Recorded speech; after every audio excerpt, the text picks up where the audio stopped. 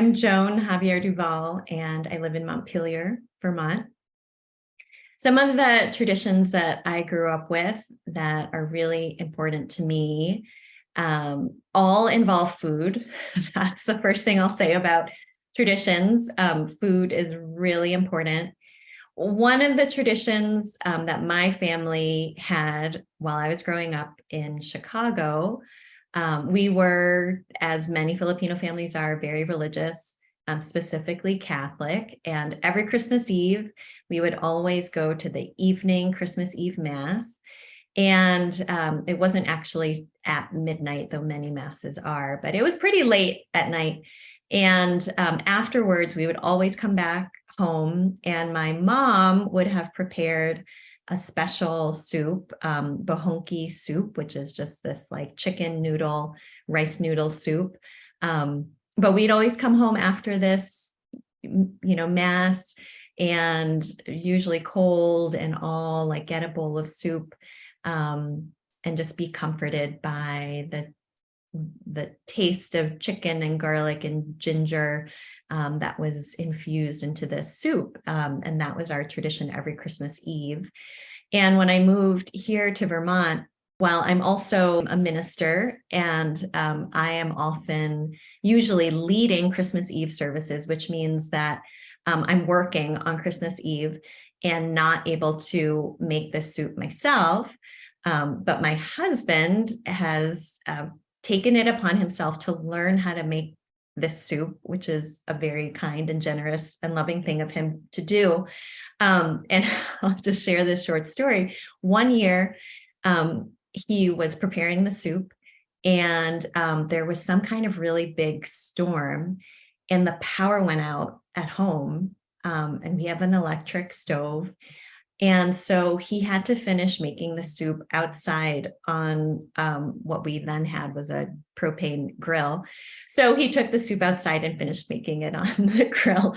But we had bohonki soup that Christmas Eve. So that is one of the traditions that's been really important to me. And it really reminds me of and connects me with family, and many of my role models really come from within my family. And I think I will specifically mention my grandmother, my mom's mom, who we call Nanay, which technically means mother, but everyone just calls her Nanay. And, Nanay raised 7 children. She, I think, never got past probably elementary school in her schooling. And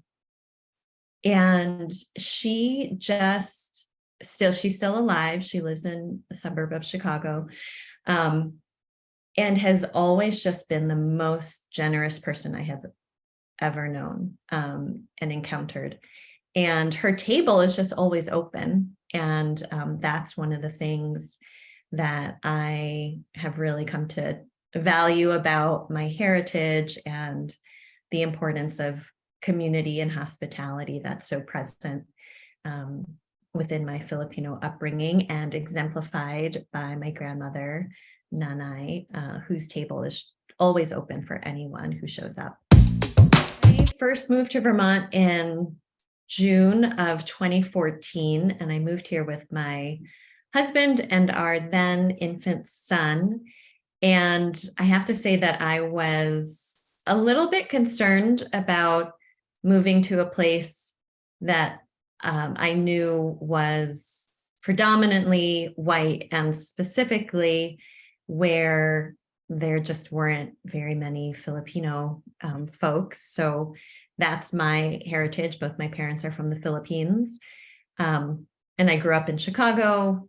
Much of my family is in Chicago, as well as in California. So we were moving here to Vermont, which is where my husband has a lot of family, but I do not have very many, if at all, any direct family connections on my side. So we came here, and I felt nervous about that. And shortly after moving here, I was put in touch with a close family friend. And this is just where the power of community and specifically the power of the ways that Filipinos tend to stay in touch with each other, that's just really shines through. So I was put in touch by my mother, who lives in Chicago, with a really old family friend of hers, who it turns out, so she had grown up with this woman in the Philippines, like in the same barrio. They were like sisters, or about the same age. And this friend of hers had left the Philippines, I think a little bit before my mother had. And I actually don't know her whole story. I call her Tita Mila. And Tita Mila had left the Philippines, had left Alalum, and moved to the United States. I think maybe she was in California first, but it's totally possible she came to Vermont right away. And I don't even exactly know how it was that this Filipina lady from Alalum ended up in Vermont, but she did. And she ended up marrying someone who's white, American, and who teaches at or taught at the University of Vermont. And that's also where Tita Mila worked for many years. And it just so happened that this really close family friend of my mother's was living in South Burlington when we moved to Vermont. And so my mom put us in touch pretty soon after we moved.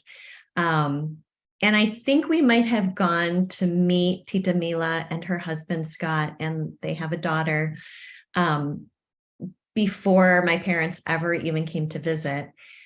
We were like sent to their house, and of course they welcomed us just with open arms, and made us feel right at home, which is also just such a Filipino thing. And then when my parents eventually did come to visit, they really enjoyed reconnecting. I think they hadn't seen each other in years and years. And so that was maybe 8 or 9 years ago that first happened. That's how long we've been in Vermont now. And we've kept in touch with them throughout that time. And really they became like family. And it's kind of sad because they've left now. They both just retired and moved out to California, where my Tita Mila has more family. But really that relationship has been like a lifeline to me, and brought me a sense of security and comfort to know that there has been for this whole time someone who, gosh, I'm getting emotional just talking about it, who like knew my mother when they were, little girls growing up in the Philippines, to have them that close in a place that, felt really, especially at first, unfamiliar, kind of foreign, and where my own, ethnic identity and heritage is basically invisible and unrepresented.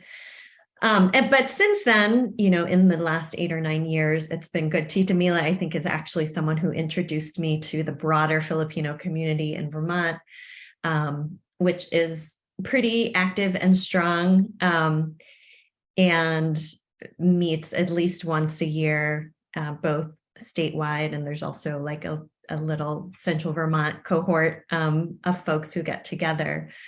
And just in that like Filipina lady way, Tita Mila would connect me with people and community and constantly invite me to things.